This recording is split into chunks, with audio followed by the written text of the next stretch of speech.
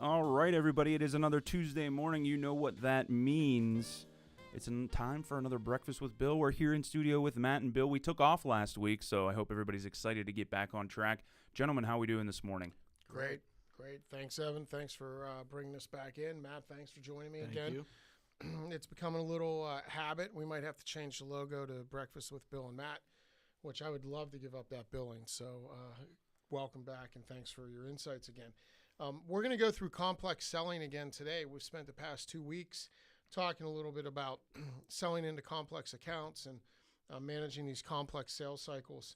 Over the past couple of weeks, we've discussed how tough it is to get to the top officer in the company, and how we must treat every person in the process that we meet along the way with great dignity and respect, right? Because we never know who the individual is, who has that juice in the organization to take us to the top and help us win, but also, most importantly, why it's important to treat every person with dignity and respect in the process is it's the right thing to do, right? It's never wrong to do the right thing, and treating people with dignity and respect and being kind to them through the process is just the right thing to do.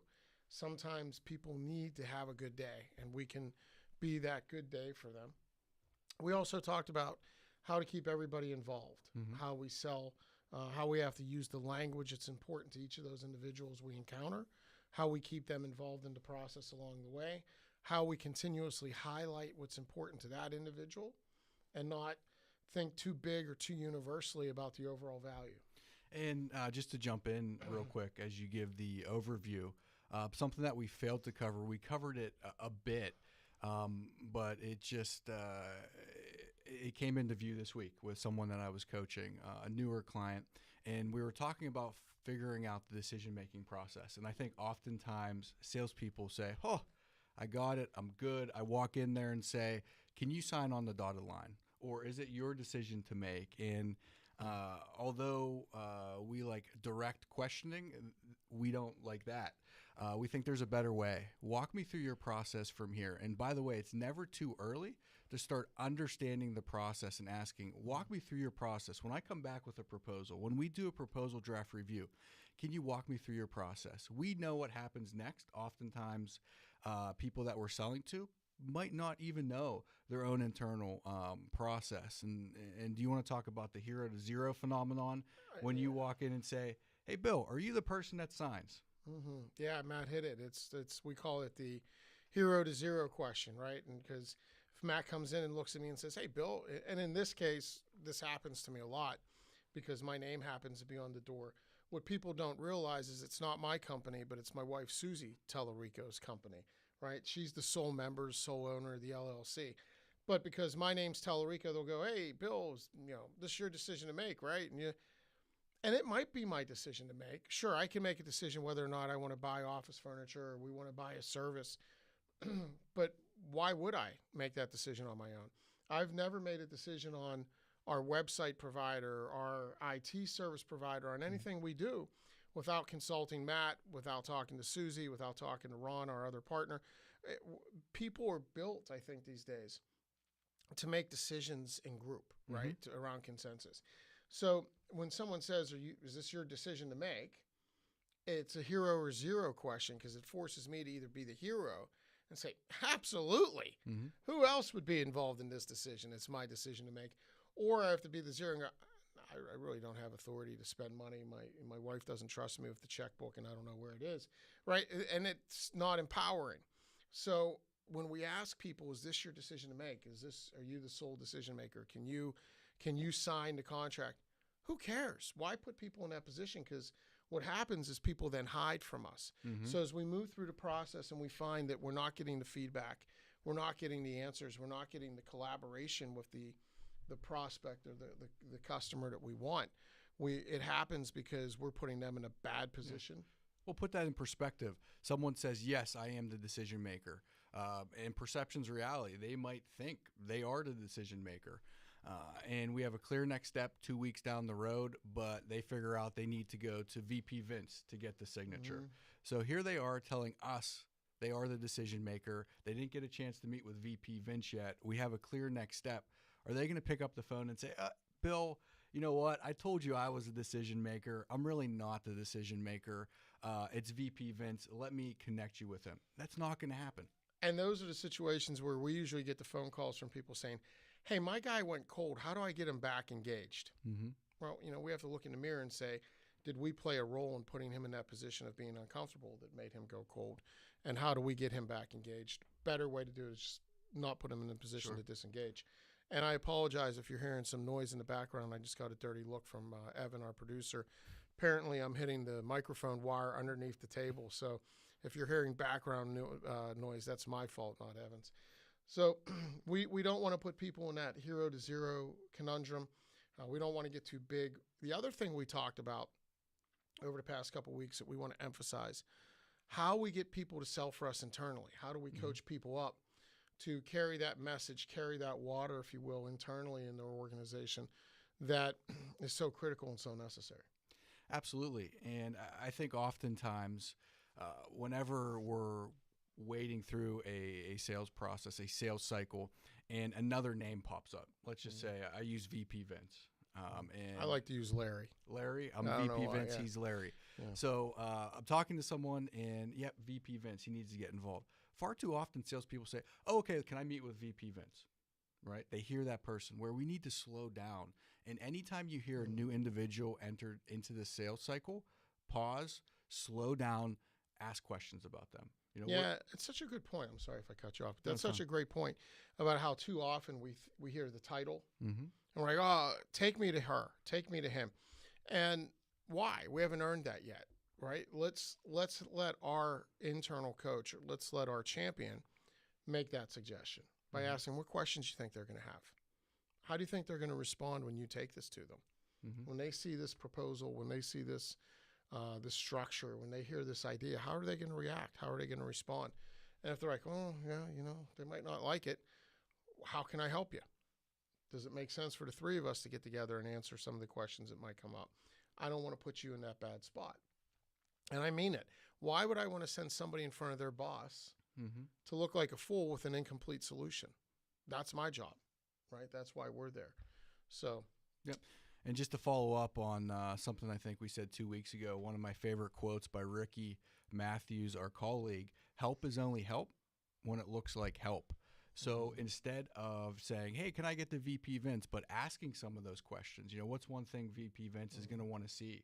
What's one thing that VP Vince is going to want to discuss? When they don't have the answers, we're often able to say, does it make sense that the three of us get together? Yeah, and I'll tell you, it's greatly appreciated at that point versus looking through them, past them, and over them to just trying to get to what we believe is the big-time decision maker. So, again, treating people with dignity and respect, the value of the person, never will fail us in sales. Today, we're going to talk about one other concept of complex selling that we like to refer to as the loose carpet, right? And the loose carpet always comes up in complex accounts with complex solutions. And that's just when we think we're hammering something down, just when we think we're getting to some clarity, and you step down on that bubble in the carpet, it pops up across the room. And how do we manage the loose carpet? Right? And I had an example of this the other day. I'm going to pull our whiteboard in a minute here, I think. Oh, thanks, Matt. So yesterday, I was involved in an account. Oh, good job, no glare. So yesterday I was involved in an account, and we were talking to one of our very good clients, great people. We have great relationships with them. And I would say inside this account, there's what we would call the BTDM, right? That's the big time decision maker. We all hear about decision makers. But along the way, there's decision makers that figure out what's going to ultimately be socialized, right? And be the ideas, because remember, this big time decision maker can't make all the decisions. So he trusts people and he delegates to people. So our big time decision maker and I, we talked recently, and he's like, yeah, absolutely. Here's what we're going to do. And then figure out the rest of this stuff with the rest of the team. So we have a conversation with the rest of the team, the other decision makers. And in the process, some of the loose carpet popped up. We're talking about how we grow, how we want to add to, new members, new people, new organizations, and new regions. How do we want to do some of these things? And along the way, as this project gets bigger and bigger, it's tougher to get your arms around it, right? So you have all these things popping up. And at one point, I had to look at everybody and say, okay, but we're all in agreement that we're moving forward with what we already started to do. Like let's call it Project A, which we've been doing this year. We said Project A is good. Nothing changes there. Full steam ahead in 2021. Like, yep, everybody, makes sense. So now we have agreement. So what I did is when I pushed down on that end of the carpet, I didn't just step down on it. I nailed it down. Right? I nailed down that piece of the carpet, because when we move forward to the other stuff and we start talking about additional budget, we start talking about additional resources and all those things, this isn't popping up anymore. We agreed on this, right? And the reason that's so important is because we don't want to continuously have to go back and resell and reset expectations for that piece of the project, number one. And number two, a lot of people don't ask that question. Why wouldn't people ask that question, Matt? Because somebody could say no, right? And oftentimes when we ask those questions that there could be a no is the answer, or a rejection of us, we're uncomfortable asking those questions. Fortunately, I'm too dumb to be afraid to ask those questions, right? I ask those questions because I don't have that fear of rejection. I did when I was new in my career. I did when I didn't have a healthy enough pipeline to recover from that rejection. But, we have to get that clarity out. And think about it. We want to get that out in the moment, because these people are going to talk, and they'll talk after we're there. So we might as well diffuse that right then and there. And it's the same principle of one thing questions. We're big fans of one thing questions.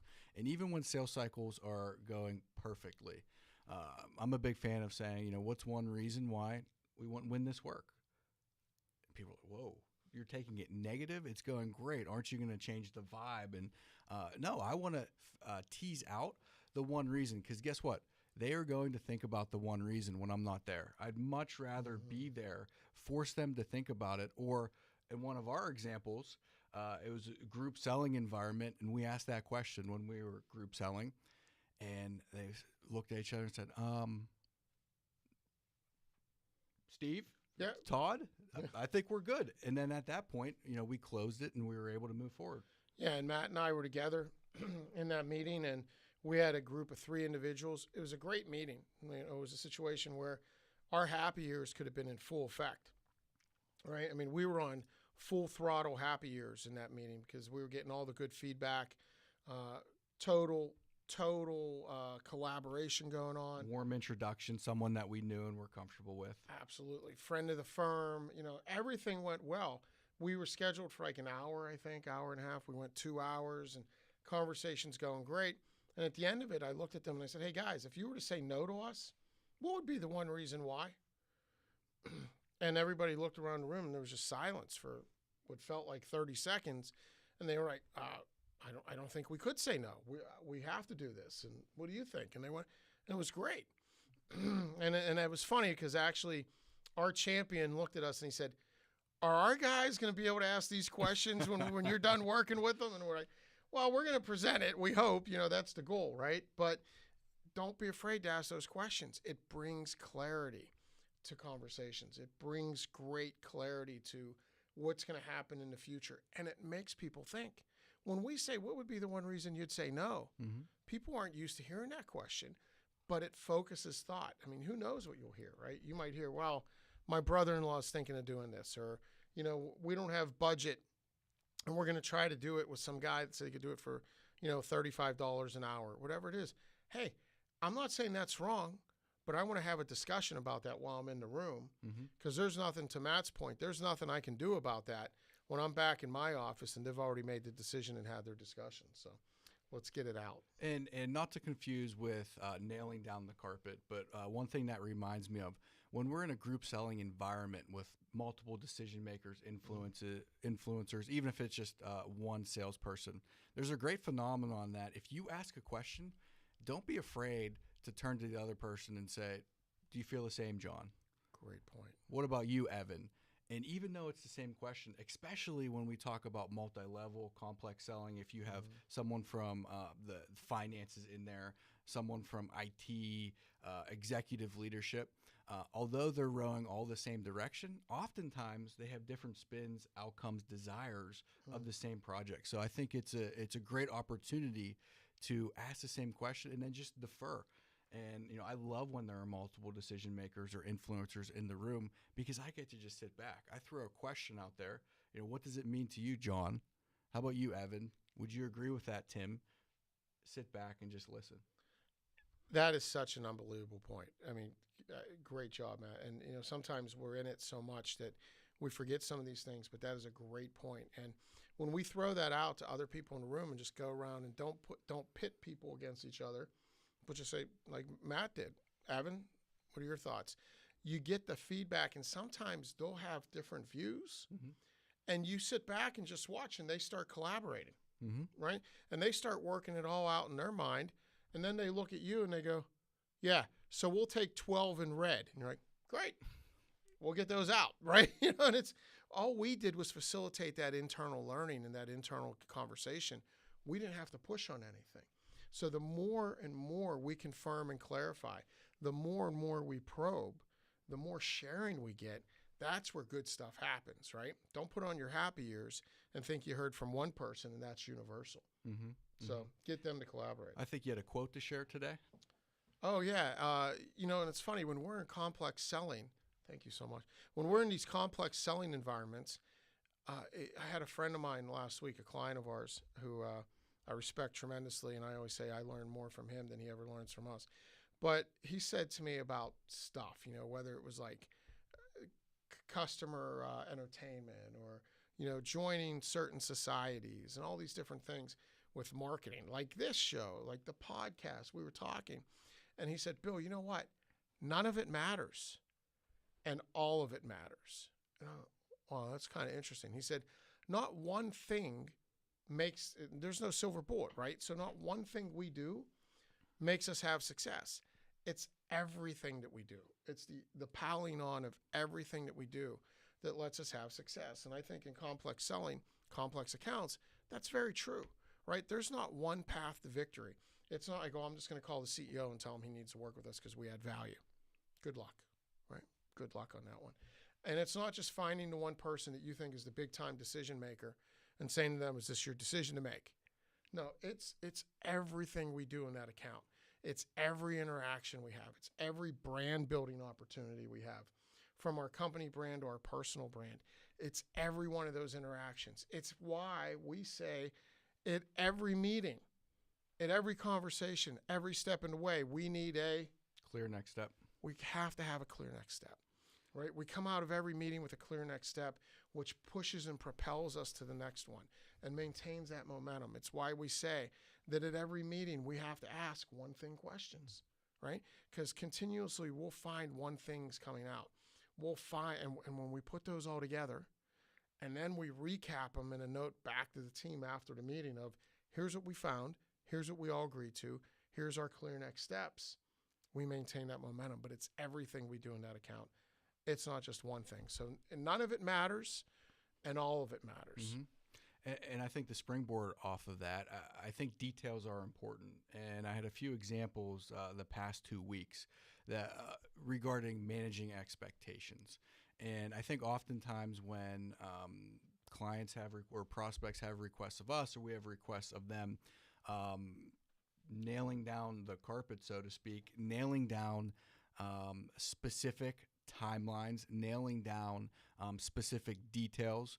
Whenever we say, hey, we're going to get this to you, we're going to get that deliverable to you fast, quick, that means different things to different people. So just as we're getting clear next steps, we need to nail down the details, because there was 2 distinct stories that I heard of us or a prospect asking for something. We said, yeah, we'll get it to you.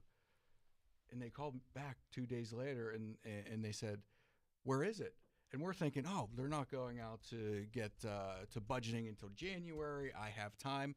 So details matter. So whenever you hear, I need this or I need that, quick, fast, make sure that you get clear next steps. You talk about that. Well, how fast do you need it? if I was able to get this to you by Friday, is that acceptable timing? So Can I jump in details on that matter, for one yeah. second? I had a great example of this yesterday. A vendor working with us, somebody trying to win a piece of business from us.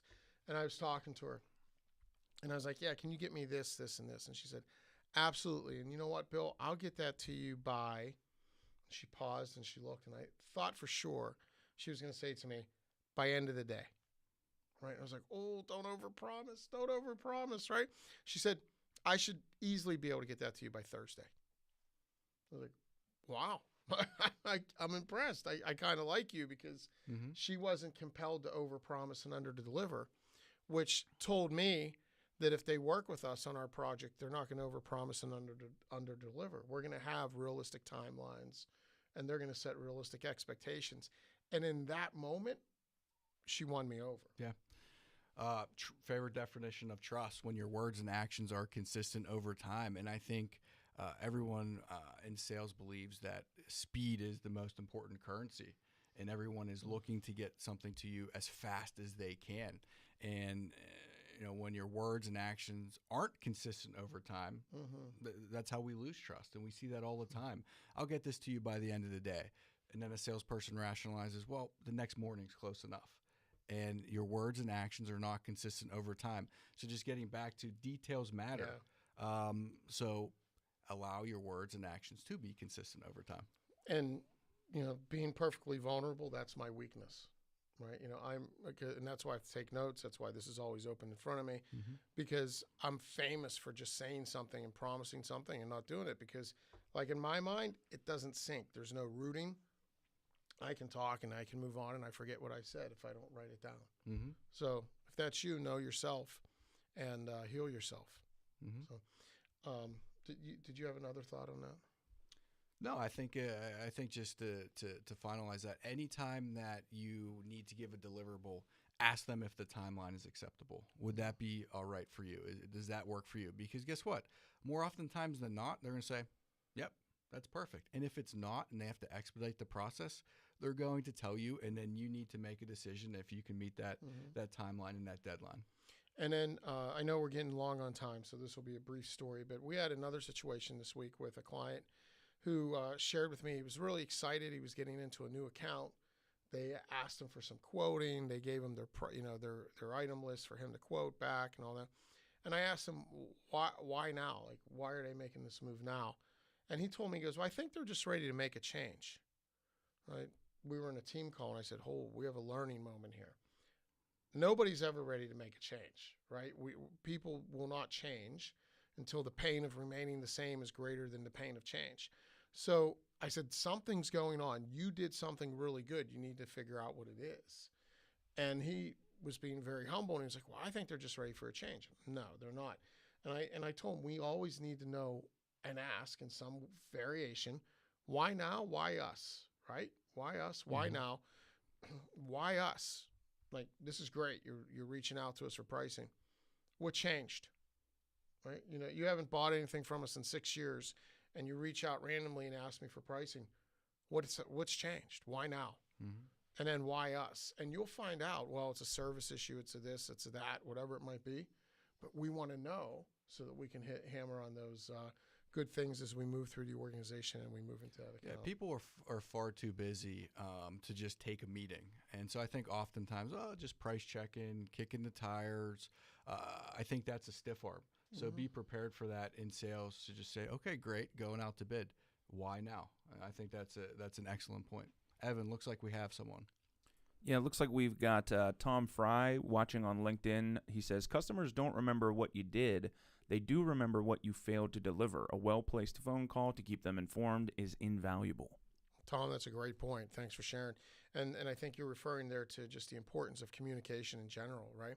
And how we keep people up to date with our timelines and up to date with what we're our progress. So absolutely, Tom, thank you for sharing that. And if we do, and just to follow up on that real quick, if we do set a timeline and we're not going to be able to meet that, I think it's a great opportunity to place a call and say, heads up. Yeah, heads up. Might not be able to hit that because X, Y, and Z, but I felt like I owed it to you to tell you and not surprise you. Yeah, amen. Amen. Well, hey, it's my favorite week of the year, Masters Week. So kind of odd to be saying that in November. I know. So the azaleas won't be in bloom, and the course might not be as pretty as she is in April. But in this world of craziness, it's good to find some of our anchors. And Masters Week is one of those for us. So I hope you guys enjoy the Masters this week. And good luck selling out there. Oh, okay. Evan's giving me the high sign. Hold on, buddy. We got a big podcast coming out on Thursday. I wanted you to remind the folks about. All right. We had an opportunity recently, Evan and I, to sit down with a young man who greatly inspired us, and his name's Austin Hatch. So we recorded our podcast a couple weeks back. Evan's releasing that, I believe, Thursday. It's going to be out on Total Growth. So please, in your podcast app, whichever one you use, find Total Growth. And if you search Total Growth in Tellurico, I think it comes up. If you go to our website, there's a Total Growth link in the top right. You can click there and also subscribe to any way you view or listen to podcasts. But I encourage you, before you listen to the podcast, to take a few minutes and Google Austin Hatch and watch his story on ESPN. On YouTube, it's an ESPN story that they did about him. And he's a young man that had incredible adversity in his life, and he's overcome it with just an awe-inspiring faith and an awe-inspiring determination. And he talks about the importance of grit in our life, and I think you're going to love it. And I know we loved the conversation and truly have been moved by him. Yesterday, Evan came down to me and he said, man, I was having a bad morning. I was having a bad day. I was feeling a little down, and I went and I edited the Austin Hatch podcast, and I thought to myself, what right do I have to have a bad day? You know, I'm listening to this story about this young man who really has determined he's going to have a great life and he's going to be happy. And it changed Evan's day yesterday. So, you know, it's going to be moving. It's going to be powerful. Thanks for the reminder, Evan. But please subscribe. And if you like it, if you like the podcast and you like what we do, please give us a like out there. It helps us on the podcast, whatever they're called, stations or whatever. I'm an old man. That's Evan's department. So thank you all for your time today. We appreciate your attention. We appreciate your feedback, and hope you guys have a great week. God bless.